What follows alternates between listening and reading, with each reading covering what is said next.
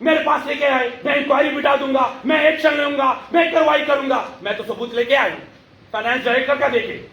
اور اس کے بعد میں یہ دیکھے یہاں پر یہ آڈٹ ہوا ہے ان کا, اور یہ دیکھیں سیکنڈ نمبر پہ ہے مارچ دیکھیں ساروں کا میں یہاں پہ کرپشن کی ثبوت لا چکا ہوں.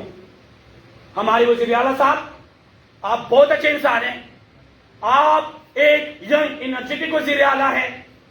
آپ نے بلکہ سارے ڈپارٹمنٹس کو کہا ہے کہ کرپشن کی ثبوت لائے, میں ایکشن لوں گا. میں کرپشن ثبوتوں کے ساتھ ہمارے سارے ینگ ڈاکٹرز آ چکے ہیں. ڈاکٹر نور ایمان فیوریٹزم, ڈاکٹر نور ایمان کرپشن میں ملوث ہیں, وہ کرپشن کر رہے ہیں, کھلے عام فیوریٹزم کر رہے ہیں, میرٹ کی دھجیاں اڑا رہے ہیں, لیکن اس پر ایکشن کون لے؟